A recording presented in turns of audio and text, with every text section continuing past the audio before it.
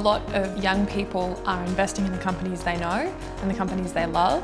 And I also think at the same time, millennials are less loyal to brands. And I think that's a good thing because I think companies should have to work for and compete for our interest.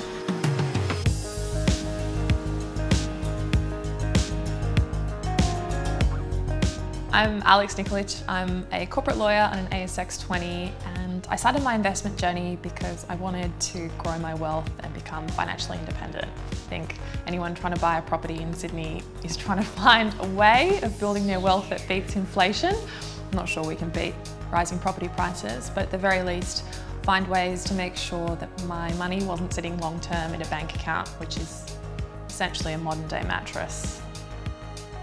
When I was just starting out, the amount of money I had didn't warrant professional advice, but at the very least I started. And I think as my wealth grows and also my education with finance grows and my interest in managing my own money, I think the need for professional advice increases. There's suddenly, there's tax minimization strategies and ways you can actually structure your assets and your wealth.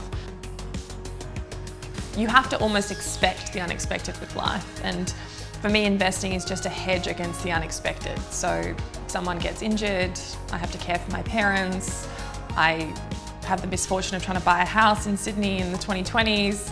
All of those things factor into achieving those kind of personal financial goals I have, and being able to be at a point where my passive income pays my bills, pays our bills, and can support a family, so that work becomes an option rather than a necessity, and I don't, experience a situation where losing my job is financially devastating.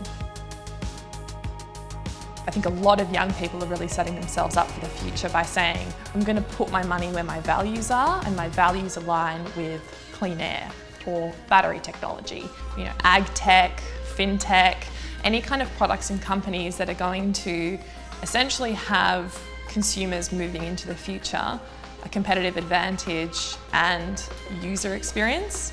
I think those kind of indicators are going to be the companies that are going to be the Apples and the Googles of the future. So kind of looking for those trends in emerging markets even, not necessarily individual companies, but ETFs or other financial products that track particular themes. I do actively track my super, and I am very protective of my superannuation. Super is the longest financial relationship you can have with anything at all. I say it's actually, I think, more important than a partner because you're going to have it for longer. For me, I'm young, I'm in wealth accumulation phase, I have a much higher risk profile given that superannuation is going to be sitting in that account for 40 years, and then I can see how that changes as I get older and I move into a wealth preservation stage, or even where I'm just looking for a reliable, sustainable income in retirement.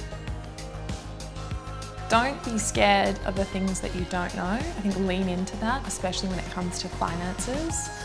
Whether you have thousands of dollars of disposable income or $15 a week to invest, I think there is a market for you, and there's such a value in starting to learn about how to invest.